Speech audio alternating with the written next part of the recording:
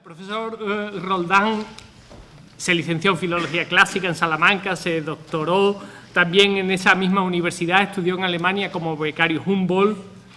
y después fue catedrático de Historia Antigua en Granada, en Salamanca y en último lugar en la Complutense. La verdad es que profesores universitarios que hayan conseguido lo que el profesor Roldán ha conseguido no son muchos. Y es que entre los estudiantes su apellido se confunda con un libro y se diga, ¿has estudiado Roldán? La verdad es que no es cosa... Aquí lo tienen, se lo pueden estudiar. Bueno, su especialidad... Empezó estudiando Hispania y el ejército romano, los itinerarios de Hispania, después ha hecho la historia de Roma, el imperialismo, los Césares. El último libro que yo creo que ha publicado ha sido una biografía de Calígula, ¿no? Donde se habla ¿cómo es? Del inmaduro, ¿no? Del autócrata inmaduro, ¿no? Si no recuerdo mal. Bueno, pues... Con esto termino mi presentación, te cambio el sitio. Muy buenas tardes. Sería un topicazo decir que no estoy a gusto en Sevilla, porque sería también imbécil que dijera que no le gusta estar aquí, ¿no? Por lo tanto, en ese sentido me ahorro la presentación. Aunque en esta silla tan incómoda, Fray Luna, que me tiene puesto como si fuera un niño, vamos a intentar explicar una guerra que sin duda alguna tiene una importancia extraordinaria porque significa, sin duda alguna, uno de los momentos cruciales de la historia de Roma. Un momento crucial que, sin duda alguna, mediatizará esencialmente su posterior curso. Esa importancia, lógicamente, la ha reconocido tanto la historiografía antigua como también la investigación moderna, pero con demasiada frecuencia ha conducido muchas veces a distorsionar su imagen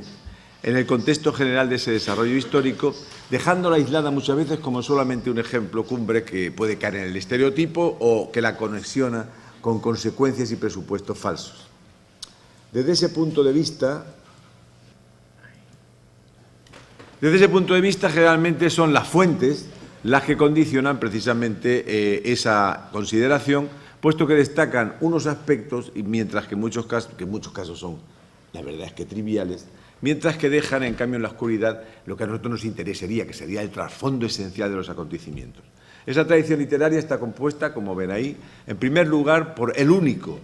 que de alguna manera estuvo presente en la guerra, que es el historiador griego Polibio, pero luego después encontramos a otros autores, todos ellos secundarios, como pueden ser Tito Livio fundamentalmente, a los que se añaden otros como Apiano, Dion Casio, a veces 100, 200, 300 años posteriores a los acontecimientos, y por tanto, en última instancia, se trata fundamentalmente de una literatura secundaria que en su inmensa mayoría ha tenido que recurrir a documentarse de otros datos proporcionados, sobre todo por la analística, es decir, por la historiografía romana contemporánea, a la guerra o a generaciones posteriores.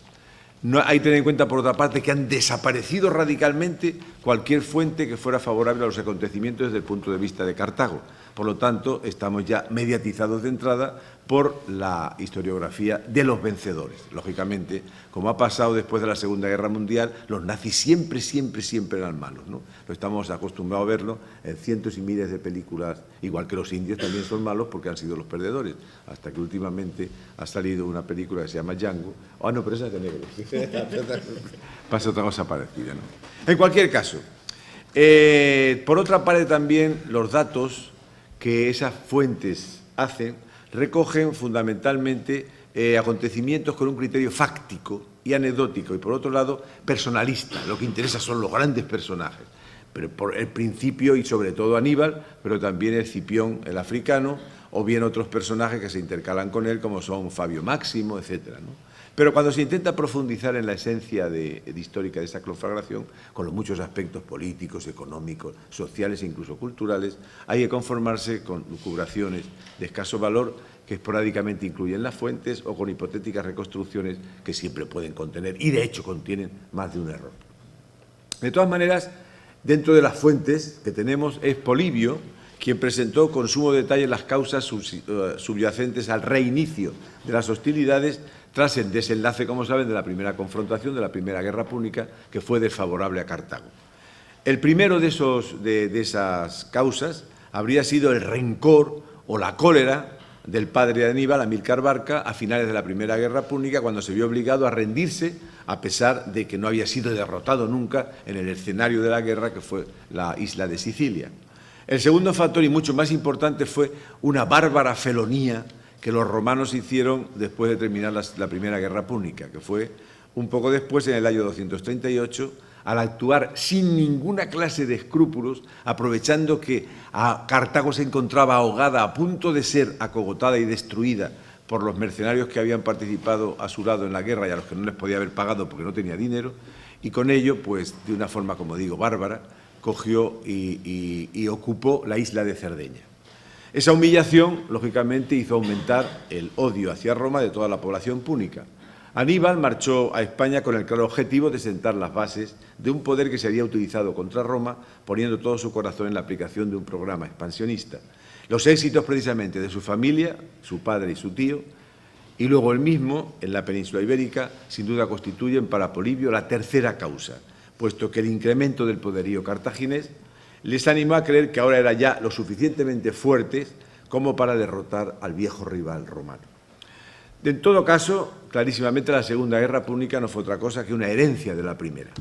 En las décadas que siguieron a la finalización de la Primera Guerra, los romanos se negaron a tratarla como una igual. Era una derrotada. Cerdeña, como he dicho antes, fue un ejemplo escandaloso de esa actitud, forzando a los cartagineses a que cediesen ante una decisión injusta. El Tratado del Ebro, el Tratado de Asdrúbal, que ha citado antes el profesor Barceló, el Tratado de Asdrúbal, dejaba claro que los romanos se sentían con plena libertad para imponer restricciones sobre la actividad púnica que se produjera lejos de su propio territorio. Y de hecho, hasta el año 219, hasta un año antes de empezar la guerra, los cartagineses siempre habían aceptado y retrocedido ante las peticiones romanas. Y es muy probable incluso que en ese año el propio Senado esperara que se hiciera una vez lo mismo que antes, cuando la legación romana conminó a Aníbal a que no atacara a Sagunto.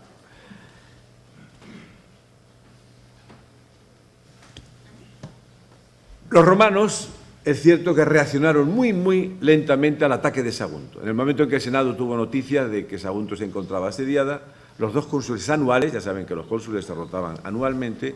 se hallaban de campaña, en este caso, al otro lado del Adriático, en la actual Yugoslavia, o en la hace poco Yugoslavia, ¿no? en la cara yugoslava del Adriático. Era más lógico y, por tanto, adecuado que el Senado esperase, teniendo en cuenta que los efectivos estaban ocupados en otro lugar, y que considerase la guerra contra Cartago, que ya había sido declarada, como una responsabilidad especial de los nuevos cónsules que tenían que entrar en el año 218. Los planes del Senado sobre la manera de conducir la guerra eran, de acuerdo con la habitual forma normal de conducir la guerra de Roma, eran simples y directos.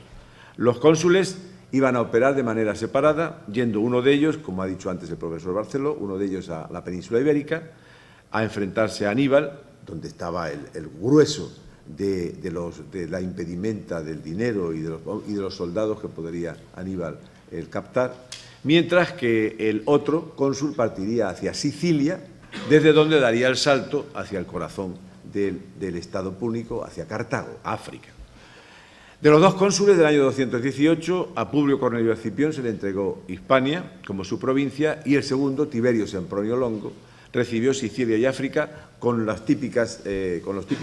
digamos que ejércitos consulares de aquella época, que solían ser 2 legiones, más los correspondientes aliados, más un grueso de caballería. En total, pongamos de cada uno de entre 20 y 25.000 soldados. Pero, aparte de esos 2 ejércitos, por tanto 4 legiones, sin embargo, se creyó en obligación el Senado de incluir otro ejército expedicionario al mando de un pretor, que en este caso tenía como objetivo, también con 2 legiones, el procurar que la situación gravísima que tenían los romanos en el norte al norte del Po, en la Galia entre los Alpes y el Po, donde las tribus celtas, muy poco antes sometidas, había peligro de que sometieran, pues que considerara la posibilidad de acudir a un problema que sin duda alguna iba a presentarse, y por tanto 6 legiones. Durante la Primera Guerra Púnica, y se puede decir casi de manera invariable, los cartagineses se habían dedicado siempre a responder a los movimientos de los romanos más que a tratar ellos mismos el discurso de la guerra, más que decir, siempre habían actuado a la defensiva más que a la ofensiva. Pues bien, desde el principio de la Segunda Guerra Púnica, como hemos visto hace un momento antes, todo iba a ser distinto y la principal razón hay que buscarla en la influencia de un hombre, de Aníbal Barca. Aníbal rechazó desde un principio esa opción defensiva y decidió que debería hacer todos los esfuerzos posibles de manera activa para derrotar a Roma, haciéndola frente y golpeándola en su propio territorio, en su corazón, es decir, en Italia. De esa manera, en el año 218, cuando se plantea el inicio de la guerra, una invasión por mar realmente era escasamente factible al no contar con bases navales.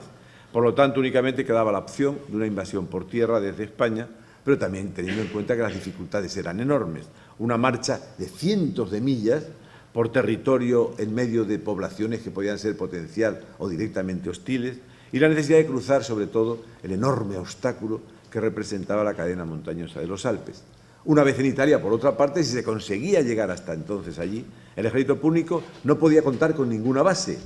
ni con suministros, y por tanto se vería obligado a hacer frente a un número de enemigos que lógicamente iba a crecer rápidamente. Después de la caída de Sagunto, Aníbal se retiró a Cartago Nova para invernar y tomó medidas también para proteger con sumo cuidado las defensas de los dos lugares donde en principio iba a atacar Roma, es decir, tanto de África como de la propia península ibérica. Según Polibio, reunió la inmensa cantidad de 12.000 hombres de caballería y 90.000 soldados de infantería, entre los que se encontraban, por supuesto, hispanos, tanto de infantería pesada como de caballería, un fuerte contingente de infantería regular africana, su principal arma de combate, que era la caballería, formada por los habitantes de las regiones actuales de Argelia y Marruecos, es decir, la caballería númida, y quizá, sin duda alguna, algunos elefantes, con un cuerpo de elefantes de guerra que se cifra en las fuentes en 37. Esa enorme cantidad de tropas, imagínense lo que pueden ser 100.000 personas marchando juntos, requerían un apoyo logístico masivo para poder alimentarla, para poder vestirla, para poder equiparla, y había naturalmente numerosísimos asuntos que solventar. Información sobre la ruta propuesta para la marcha hacia Italia, búsqueda de aliados al otro lado de los Alpes, y de esa manera Aníbal pues encontró los preparativos suficientes para llevar la marcha, como ha dicho antes el profesor Barceló, después, eso sí, que devotamente, de realizar un viaje hacia el sur de la península, hacia Gades, donde hizo un sacrificios en el templo de Melkart Hércules. Habría que preguntarse cuál era el objetivo de Aníbal al invadir Italia. Sin duda alguna, la opinión más generalizada defiende que el plan de Aníbal nunca fue el de ocupar la ciudad de Roma, ni tampoco de destruirla, sino el de debilitar el poder de Roma, utilizando el recurso de convencer a la mayor parte posible de aliados italianos y latinos para poder de esa manera derrotarla. De ese modo, por tanto, a finales del verano de 218, Aníbal, desde sus bases hispanas, emprendió la marcha con un ejército más modesto, con un ejército de 30.000 hombres, y antes de que el gobierno romano pudiera reaccionar, ya había sobrepasado los Pirineos y con ellos se encontraba en el Ródano. Y poco después, también sin que pudieran evitarlo los romanos, había llegado incluso hasta los Alpes y se encontraba en la llanura del Po. Era precisamente el río la defensa más segura y por ello Escipión, que, como hemos visto, se encontraba a punto de embarcar para la península ibérica, ya no pudo hacerlo. Primero había que defender la propia Italia. Y por ello, sin esperar la llegada de su colega, que, como he dicho antes, se encontraba en Sicilia, pues acudió a encontrarse con Aníbal en la región del Po, estableciendo su campamento a la espera de la llegada de su colega, mientras que el ejército púnico se situaba a la orilla de un río afluente septentrional del Po, que se conoce como el Tesino. En ese lugar, cuando iban a forrajear la caballería, cuando estaba la avanzada de caballería y tropas ligeras realizando una labor de reconocimiento, los romanos al mando del propio Escipión, pues se encontró de imprevisto con las avanzadillas montadas de Aníbal y Escipión no pudo rehuir el combate, que lógicamente la superioridad de la caballería púnica no tardó en decidir en favor de los cartagineses. El propio cónsul fue herido y no fue muerto quizá porque su hijo, el que luego sería Publio Cornelio Escipión, el conquistador de Cartago, pues lo salvaría de la muerte. y solo a duras penas se consiguió repasar hacia el sur de nuevo el Po, asentándose en las márgenes de uno de los afluentes, esta vez de la orilla derecha, es decir, por tanto, meridionales del río, en este caso, el río Trebia. Allí, la protección de unas colinas vecinas le daban seguridad de resistir al Cipión, que se encontraba herido, en espera de que su colega llegara con sus legiones, su colega Sempronio Longo, que, como hemos visto, estaba destacado en Sicilia y que había recibido la orden de acudir a toda prisa hacia donde se encontraba su colega, es decir, hacia el Valle del Po. En diciembre, finalmente, Sempronio alcanzó el campamento con su ejército de Cipión. Para entonces ya Aníbal había cruzado el Po por otro punto río arriba y había levantado su cuartel no muy lejos del de los romanos. Aníbal provocó el encuentro, tomando antes todas las precauciones para convertirlo en una auténtica trampa, puesto que, una vez dispuestas sus fuerzas en la llanura frente al río, los romanos se encontraban al otro lado del río, el caudillo púnico envió su caballería, su famosa y excelente caballería númida, para obligar a los romanos que se encontraban acuartelados en la otra orilla a aceptar el combate. La ñagaza surtió el efecto esperado y los romanos se lanzaron a las aguas heladas sin desayunar prácticamente y, ateridos, tuvieron que alcanzar el campo de batalla que había elegido, naturalmente, Aníbal, donde podía desplegar perfectamente esa caballería. Mientras la caballería de Aníbal desbarataba las alas de los ateridos soldados, un segundo cuerpo de ejército que había sido emboscado desde la noche anterior, pues pilló a los romanos por la espalda cogiéndolo como una tenaza. El final de aquello fue que de los 40.000 legionarios romanos, solo una cuarta parte pudo escapar para poder refugiarse en una colonia romana del Valle del Po, en la colonia de Placentia. Y como había esperado Aníbal, eso era uno de los primeros objetivos. Los celtas, todas esas tribus que habían sido conquistadas por Roma unos años antes, los celtas del Valle del Po, se sublevaron y pasaron en masa a engrosar las filas cartaginesas. La desafortunada campaña del Po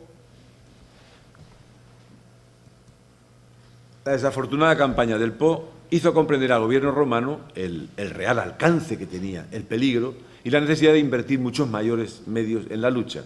La imprevista invasión de Italia no había impedido, de todas maneras, que el hermano de Publio Cornelio Escipión, Cneo, de alguna forma continuara con el plan originario que había previsto el Senado romano al comenzar la guerra. De esa manera envió Publio a su hermano Cneo a la península ibérica para de esa manera luchar en la principal base de los recursos materiales y humanos del ejército púnico, con el propósito, sobre todo, muy importante, de impedir por todos los medios que se le mandaran refuerzos a Aníbal a partir de la península ibérica. Publio, una vez restablecido de sus heridas, marchó a reunirse con su hermano y a ampliar el frente, pero de eso hablaremos posteriormente. Pero en todo caso, el afortunado golpe de mano de Aníbal en la batalla del Tesino, en la escaramuza del Tesino y en la batalla del Trebia, había acabado con la iniciativa romana. Las gigantescas fuerzas movilizadas estaban ahora ya no para atacar, sino para defender, todo lo contrario de lo que había sido el planteamiento primero de la estrategia de la guerra. Los nuevos cónsules, Servilio Gémino y Cayo Flaminio, situaron estratégicamente sus fuerzas, uno en la zona del Tirreno, es decir, en los pasos hacia Italia central de la costa occidental de Italia, y el otro en la costa oriental. El uno en Lucca, mientras el otro, para cerrar los pasos del Apenino que desembocaban en el mar Mediterráneo, en el Tirreno, el otro, Servilio, llevaba sus tropas a Rimini, a Ariminium, para de esa manera bloquear la marcha de Aníbal hacia el Adriático e impedir su avance hacia la Italia central por la famosa vía Flaminia que comunicaba el norte con la costa adriática. Es cierto que quedaba desguarnecida una tercera vía, pero era tan impracticable y tan arriesgado el utilizarla que los romanos pensaron que era absolutamente absurdo siquiera el plantearse su defensa. Esa vía pasaba por el Apenino central, en una zona terriblemente agreste, que luego tenía que cruzar las llanuras pontinas pantanosas y llenas de paludismo para poder desembocar en lo alto, en el valle del Alto Arno, en la zona del norte de la Toscana. Pues bien, precisamente eso sería la estrategia de Aníbal. Eligió, a pesar de sus dificultades, esa tercera posibilidad, buscando el paso hacia los valles del Alto Arno, a través de los Apeninos, en una marcha que Polibio nos narra con dramáticos tintes, al parecer. Ya solo le quedaba a Ya solo le quedaba a Aníbal un solo elefante, conocemos incluso su nombre, el elefante sirio, y en él pues cruzó las llanuras pontinas, pues infectas por el paludismo, en donde un mosquito le picó un ojo y con ello perdió para siempre uno de sus dos ojos, ¿no? Con lo cual se convirtió en otro más de los algunos personajes que han sido tuertos y que han sido famosos en la historia. Cuando Flaminio, que era el cónsul más cercano a Aníbal, el que estaba en la parte occidental, vio avanzar al enemigo, aparentemente en dirección a Roma, ni siquiera esperó la llegada de su colega, que como hemos visto está en la zona adriática, y bien informado, y lo siguió hacia una trampa fatal que Aníbal le iba a atender. Aníbal, bien informado de la región, iba a prepararle esa trampa en la ribera septentrional de un lago, el lago Trasimeno, en un estrecho paso en el que, para no perder de vista al ejército púnico, el cónsul se aventuró a entrar. La batalla se convirtió en una auténtica carnicería, porque mientras Aníbal había dispuesto a sus tropas a lo largo en las colinas, así que cuando los romanos entre el río y las colinas atravesaron el estrecho pase, se lanzaron sobre ellos las tropas de Aníbal desde las laderas, con lo cual la batalla se convirtió en una auténtica carnicería en la que pereció la mayor parte del ejército romano, unos 25.000 hombres, y el propio cónsul. A continuación, ya por tanto, sin ejército se le enfrentara, Aníbal, por tanto, sin estorbos, pues pudo avanzar tranquilamente, como ven en la flecha, hacia la costa adriática, buscando un descanso para sus tropas en una región rica antes de poder entrar en la Italia meridional. La derrota de Trasimeno empujó al Senado a adoptar medidas extremas con el nombramiento de algo que no se hacía frecuentemente. Había muerto un cónsul, frente al mando doble, que hasta ahora o siempre se procuraba utilizar, en este caso se nombró un dictador, es decir, reunir toda la fuerza del Estado en una sola persona, con la limitación de mantenerlo solo hasta 6 meses como máximo. Ese personaje sería Quinto Fabio Máximo. Fabio, consciente de la inferioridad romana en la batalla frontal, puso en marcha una estrategia de seguimiento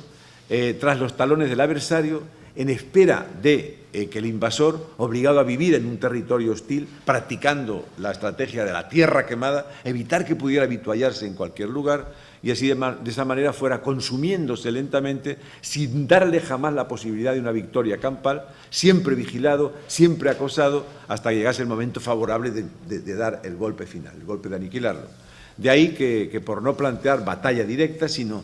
ir detrás de las tropas de Aníbal, recibiera el apelativo de cunctator, ¿no? El vacilante, el templagaitas, ¿no? En lugar del que tenía previamente de verrucosus, porque al parecer tenía un enorme lobanillo en la cara, ¿no? El ejército de Fabio, acampado frente a Aníbal sin evidente intención de dejarse atraer al combate, dispuesto siempre a aprovechar cualquier ocasión de atacar los destacamentos púnicos, efectivamente debilitó la posición de Aníbal en la zona, agudizando sobre todo el problema del avituallamiento. ¿Cómo se da de comer a 40.000 o 50.000 personas de una forma estable? La política de Fabio, por tanto, comenzaba a dar sus frutos. Pero se acercaba el invierno y Aníbal necesitaba salir hacia otras regiones donde poder avituallar a sus tropas. El camino, sin embargo, estaba cortado, como digo, por la vigilancia que sobre las rutas posibles había establecido Fabio. Pero Aníbal consiguió, mediante una estratagema que nos cuentan y que no sabemos si es verdad o no, atando a 2.000 bueyes unas teas encendidas y de esa manera haciendo creer que el ejército iba por otro lugar, y de esa manera consiguió salir de la ratonera y, naturalmente, la credibilidad de la política de prudencia de Fabio, de ese momento se vino abajo, no había conseguido nada. Y por ello, concluidos los 6 meses de dictadura, en el año 216 se nombraron nuevos cónsules regulares, en este caso Terencio Varrón y Lucio Emilio Paulo, presionados por una opinión pública que naturalmente estaba exasperada por esa guerra de nervios, por ver las cosechas agostadas o quemadas por su propio ejército y de esa manera pues deseando un desenlace rápido. Y por ello intentaron de nuevo, una vez más, el encuentro directo con Aníbal, en este caso en Cannas, ¿no? A orillas del río Fanto, en la Puglia, en el sur de Italia. Aníbal, de nuevo, y esto ha sido repetido probablemente como una de las páginas más brillantes de estrategia de la historia militar del mundo, repetida hasta la saciedad y estudiada hasta por estrategas actuales, Aníbal volvió a mostrar su genio militar, de nuevo con un magnífico movimiento envolvente, que en este caso costó la vida a la mayor parte de su ejército en la carnicería que siguió perecieron 70.000 soldados, entre ellos, naturalmente, el propio cónsul Emilio Paulo, y solo su colega, Terencio Varrón, con un cuerpo de caballería, pudo escapar a Roma. Naturalmente, las repercusiones de Cannas no se iban a hacer esperar. Aníbal comenzó a ver materializados sus propósitos estratégicos, lo hemos dicho que era probablemente su objetivo final, que era el de separar al mayor número posible de aliados de esa alianza romana. Gran parte de las comunidades del sur de Italia se pasaron al enemigo, sobre todo en la rica Campania, la región en torno a Nápoles, en la ciudad probablemente segunda más importante después de Roma,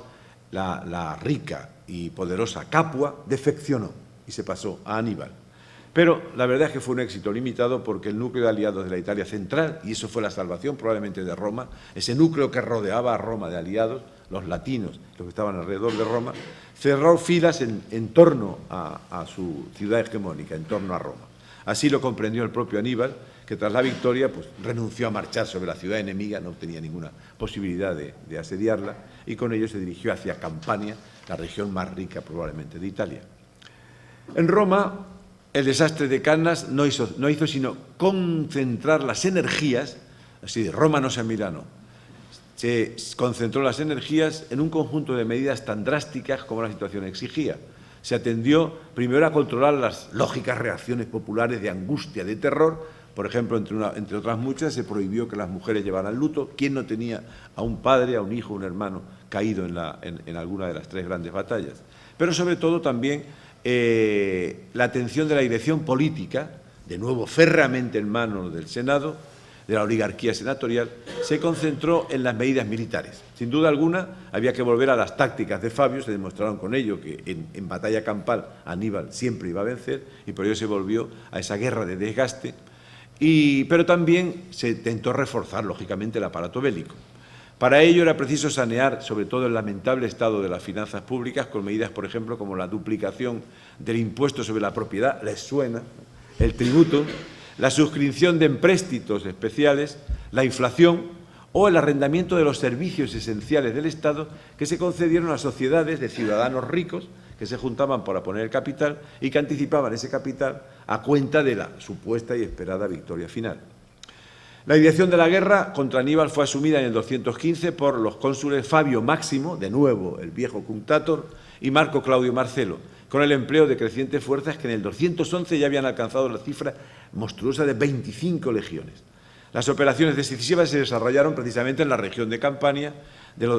y su punto culminante fue el intentar por todos los medios conquistar Capua, la ciudad que se había pasado a Aníbal, y a pesar de los desesperados esfuerzos de Aníbal por acudir en auxilio del férreo sitio que los romanos pusieron a la ciudad, entre ellos la desesperada intento de acudir con su ejército ante las murallas de Roma, Aníbal, por supuesto, no tenía intención de atacarla, pero por lo menos para causar pavor, ¿no? El Aníbal ante portas, ¿no? El ver al ejército tan grande puesto ante las murallas romanas, pero ni eso hizo ceder a los romanos de soltar o de acabar con el asedio de Capua. Finalmente, a partir del año 210, Aníbal hubo de contentarse, después de que Capua fue recuperada, con mantener una guerra de supervivencia aislada en lo que es actualmente la Calabria, en la antigüedad el Bruttium, y privado de libertad de movimientos a la espera de que llegaran esos esperados y necesarios refuerzos procedentes de la península ibérica. También intentó conquistar Tarento, en el sur de Italia, pero también Carento cayó y la última esperanza que le quedaba a Aníbal de poder recibir refuerzos desde Hispania se le vino abajo cuando en el año 207 su hermano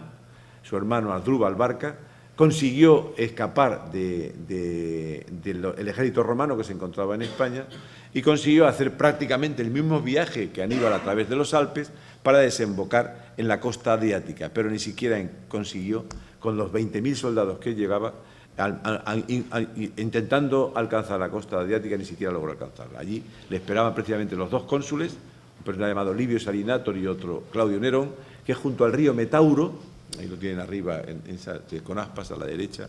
pues enterraron cualquier esperanza de Aníbal de revitalizar el frente italiano. Todavía más, la propia cabeza de Asdrúbal, arrojada dentro del campamento de Aníbal, en el sur de Italia, daría al caudillo púnico la noticia del desastre. Aníbal, por tanto, como he dicho, hubo de retirarse a la Calabria, al Brutio, donde era más fácil la defensa, apoyado en los puertos de la península, y allí resistiría hasta que en otoño de 203 sería llamado de nuevo a África para defender a su ciudad, a su patria, en el propio territorio de África, en Cartago. Pero mientras tanto, la guerra se había generalizado. No fue solo la guerra en Italia, también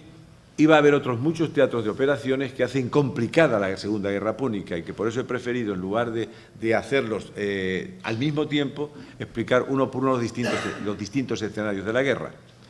Entre ellos, la propia Cerdeña. Cerdeña, como hemos visto, 2 años después o 3 después de terminar la Primera Guerra Púnica, había sido conquistada por Roma y Cartago quería volver a recuperarla. Pero esa victoriosa marcha de Aníbal sobre Italia también debía conmover como había hecho sobre el norte con los celtas, y en el mediodía italiano también quería Aníbal que las islas del Tirreno se manifestaran de acuerdo con la política cartaginesa. En Cerdeña no debe extrañar que los triunfos de Aníbal echaran a la población indígena, a los sardos, en brazos de los cartagineses, pero el gobierno romano en este caso actuó con energía, envió allí a un personaje, a Tito Manlio, que 20 años antes se había dirigido como cónsul a la propia conquista de la isla, y en 2 encuentros, en el propio 215, se decidió el destino romano de Cerdeña. Es decir, que por tanto este escenario duró muy poco como escenario de guerra. Más difícil sería el caso de Sicilia. Sicilia, pues también iba a obtener el reflejo de la victoria de Aníbal en Italia. La muerte en Sicilia, desde mucho antes, desde la Primera Guerra Púnica, reinaba un rey en Siracusa, la ciudad más importante, el viejo rey Hierón, que había mantenido durante toda su vida la alianza con Roma. Pero el viejo rey Hierón murió, también murió su hijo, y el trono cayó en un inexperto joven, un personaje llamado Hieronymus, que fue fácil blanco de las intrigas cartaginesas. Forzado por sus consejeros, firmó una alianza con Cartago que suponía, en caso de victoria, que el reino siracusano terminaría por convertirse en el dueño de toda Sicilia. Pero ni siquiera eso, porque una revolución popular acabó con la vida del rey y de toda la casa real, mientras los romanos enviaban un ejército a la isla. Los 2 instigadores de esa revolución que acabó con la vida del último rey siciliano, del último rey siracusano, 2 personajes llamados Epícides e Hipócrates, se dispusieron a resistir el ataque romano. Fracasó el ataque por tierra y por mar, teniendo en cuenta la magnífica situación y las buenas defensas que tenía la ciudad de Siracusa. Y en ese sentido hay que decir que un personaje que conocemos que ha sido durante mucho tiempo pues un personaje que ha estado presente en todos los libros de matemáticas de la primera enseñanza y segunda enseñanza, un personaje llamado Arquímedes, precisamente se encargó como diseñador de máquinas de artillería de fortificar todavía más la ciudad. Pero finalmente en 211 Siracusa cayó en manos romanas, abandonada al pillaje y al saqueo, en el que supuestamente encontró la muerte Arquímedes a manos de un soldado, según la fuente, mientras estaba absorto en la arena con un palito pintando o resolviendo un problema matemático. No se puede ser tan descuidado cuando se está en asedio, ¿no?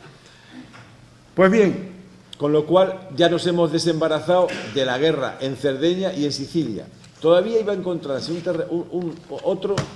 otro escenario secundario que merece la pena el citar, que es el Adriático. En la década de los años 20, en el 222, 220,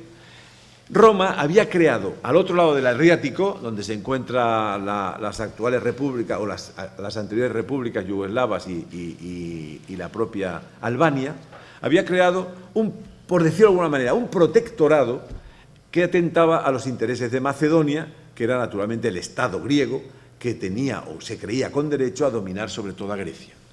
Ese reino de Macedonia estaba en el trono en ese momento Filipo V, al tanto del conflicto, de la guerra que había estallado entre Roma y Cartago, y naturalmente vio la ocasión, aprovechándose de la debilidad de Roma, para atacar el protectorado romano y hacerse con las ciudades que se habían declarado aliadas de Roma. En ese sentido, Aníbal naturalmente vio que podía tener también un aliado, y las necesidades o los deseos, tanto de Aníbal como de Filipo, terminarían fructificando en un tratado firmado en el año 215, por el que Filipo se comprometía a prestar a Aníbal ayuda militar a cambio de distraer una parte de sus efectivos en este teatro de guerra, por otra parte, se puede decir que marginal, y por ello el Estado romano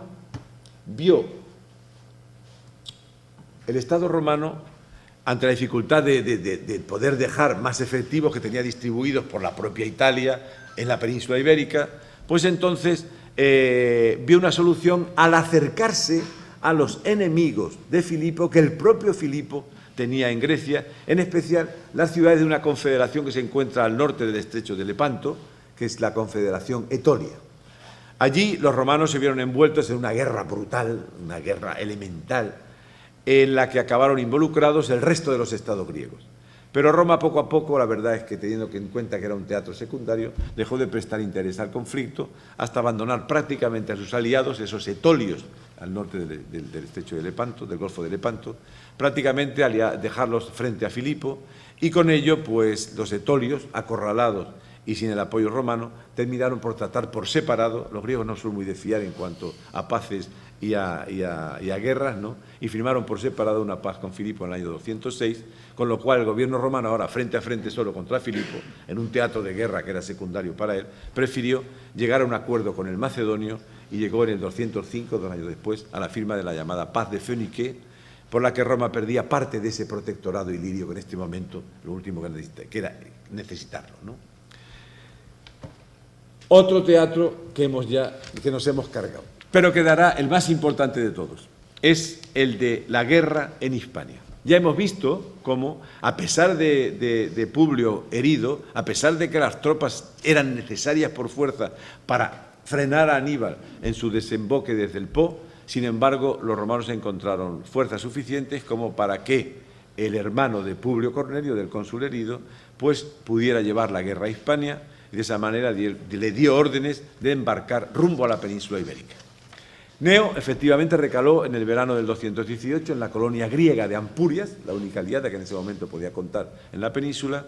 y muy poco después tuvo lugar el primer encuentro contra los cartagineses en la zona alrededor de una ciudad que en ibérico se llama Cesse, y que en castellano no es otra que la actual Tárraco, ¿no? Tarragona, que sería la primera, una vez conquistada, sería el primer bastión de los romanos en Hispania. Cuando se recuperó Publio de sus heridas, al año siguiente se le unió a su hermano Cneo, y ambos juntos, Publio y Cneo, con nuevas tropas, pues iniciaron una acción que obligó a los cartagineses a renunciar, y esa era la obvia necesidad, el renunciar a los cartagineses a poder enviar refuerzos a Aníbal a Italia, puesto que eran necesarios para defender la propia península ibérica.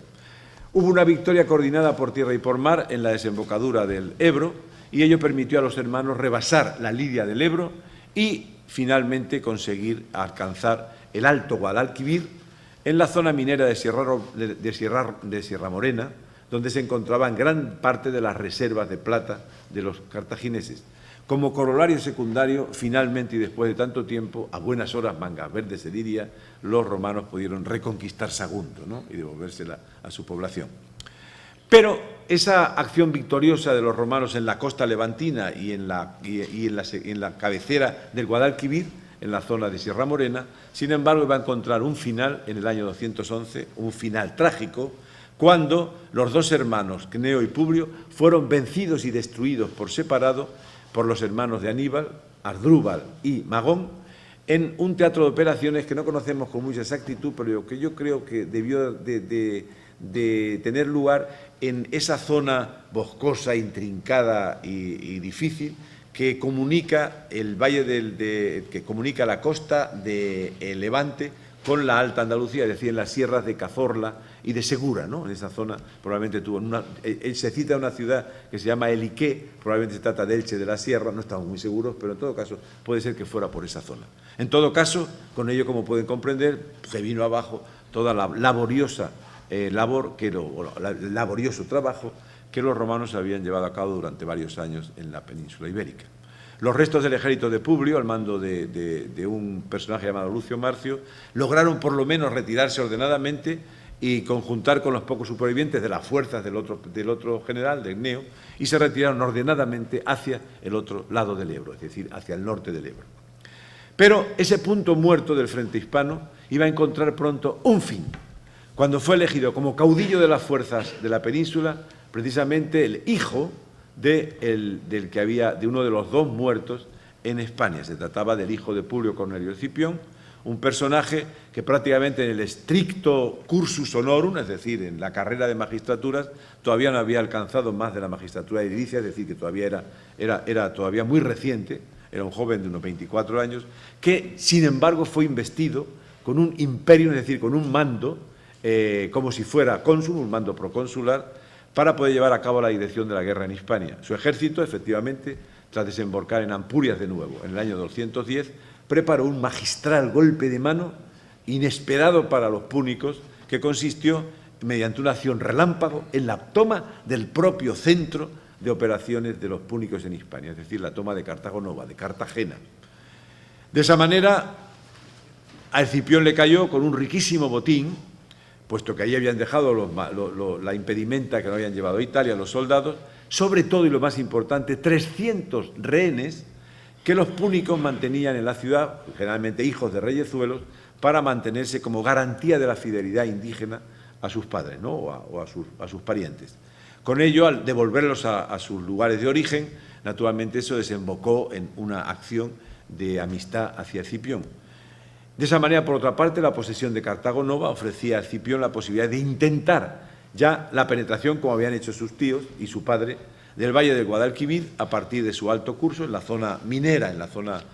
de Sierra Morena, y allí, en un escenario que iba a repetirse en varios momentos de la historia de España como crucial, cerca de los alrededores de Bailén, donde, como saben, luego en el 1212 se dieron las Navas de Tolosa, y en la invasión de Napoleón, la famosa batalla que también conocemos por el famoso retrato en el que el general Castaños toma la espada del general francés, pues en esa zona tuvo lugar una primera batalla, no fue excesivamente fuerte, pero sí una primera batalla que fue favorable a las armas romanas en la ciudad de Baécula, probablemente, como digo, el propio Bailén, que echó en sus brazos a nuevas tribus indígenas. Escipión de manera le llovieron de nuevo más tribus de parte de los romanos. Estas tribus, según Polibio, un pasaje muy complicado, ofrecieron al general el título de rey, pero Escipión lo rechazó, la palabra rey estaba maldita en Roma, y prefirió el título romano de imperator. La reciente pérdida de la península, esas pérdidas que habían tenido los cartagineses en la península suscitaron un replanteamiento, había que replantear la estrategia de los púnicos en Hispania. Los hermanos de Aníbal, Magón y Asdrúbal, consideraron como objetivo prioritario y fundamental lo que de verdad lo era, el envío de refuerzos a Italia, es decir, acudir a su hermano con nuevas tropas de refresco. Asdrúbal, como hemos visto, burlando la vigilancia de Escipión, se abrió paso hacia Italia, y ya sabemos cómo los planes de conjunción con Aníbal fracasaron completamente, destruidos con su propia vida en la batalla del río Metauro. Mientras, dos ejércitos, al mando de un personaje llamado Asdrúbal Giscón y Anón, se dirigieron contra Escipión. El general romano hizo frente al doble enemigo, reunido en los alrededores de Gades, y la batalla que decidió la suerte de la península tuvo lugar al norte de Sevilla, precisamente. Si Aníbal no estuvo en Sevilla, por lo menos Escipión sí lo iba a estar, ¿no? Tuvo lugar en un lugar llamado Ílipa, en Alcalá del Río, en 207. Esa victoria sí que fue una definitiva victoria para las armas romanas, y solo a duras penas consiguió Asdrúbal Giscón refugiarse en el último bastión que le quedaba a los cartagineses en la península. Se trata de Gades. Cuando Magón, el hermano de Aníbal, que permanecía en Hispania, regresaba a Gades después de un infructuoso intento de reconquistar Cartagena, la ciudad fenicia le cerró, le dio con las puertas en las narices, ¿no? Con lo cual, Magón tuvo que poner pro a las Islas Baleares, y con un nuevo ejército, es cierto, de honderos y otras tropas auxiliares, desembarcó en la costa Ligur, en la costa de Génova, y 2 años después, sin haber conseguido nunca llegar a contactar con su hermano en el sur, pues tuvo que regresar, esta vez ya incluso herido de muerte y derrotado, a Cartago. De esa manera, por tanto, terminaba también la guerra en la península ibérica, en donde no tengo ni que citar siquiera que, como corolario de esa batalla de Ílipa, con los soldados que no podían ser repatriados a Roma porque se encontraban demasiado enfermos, muchos de ellos aliados, la carne de cañón que los romanos utilizaban como vanguardia, pues fueron instalados en la primera ciudad romana en la península ibérica. Esa ciudad, todos saben que se encuentra a 6 kilómetros de Sevilla, en Santiponce, ¿no?, que es la actual Itálica. Mientras, como digo, la marcha precipitada de Escipión una vez que había vencido la batalla de Ilipa, ni siquiera se quedó para recoger los frutos de la victoria, sino que regresó de inmediato a Roma, porque, incluso antes de terminar las operaciones militares en la península ibérica, porque su objetivo único era lograr su elección como cónsul para cumplir el ambicioso proyecto de asestar el último golpe en la propia Cartago, en el propio territorio africano. Y efectivamente logró su propósito al ser elegido en loor de multitud, con Publio Licinio Craso como colega, como cónsul para llevar a cabo la guerra contra Cartago. El riesgo de la campaña de África y el éxito que se esperaba de ella estaban en gran parte supeditados a la obtención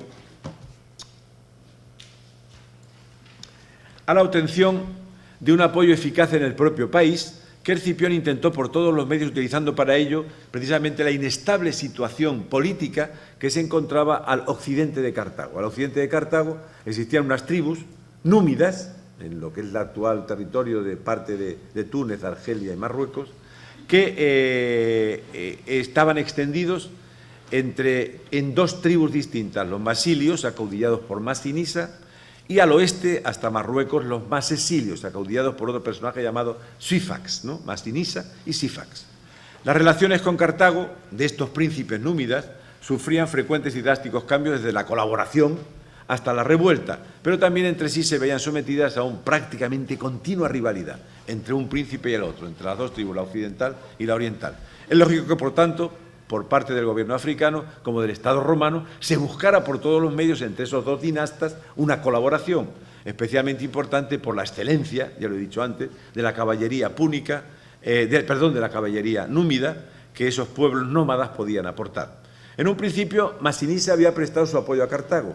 mientras Sífax, aprovechando el estado de guerra en que se veía envuelto su poderoso vecino púnico, aprovechando las dificultades de Cartago, se había lanzado a la revuelta abierta para afirmar su independencia en el territorio de su soberanía. Sífax no solo vio reconocida su soberanía, sino que también, aprovechando las dificultades internas que había en el territorio de su otro rival, consiguió apoderarse de buena parte de este reino, expulsando a Masinisa, ¿no?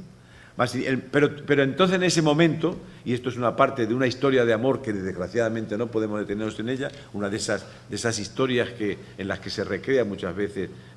nuestras fuentes y que pueden constituir pues, el tema de una tragedia erótica o incluso de una ópera, ¿no?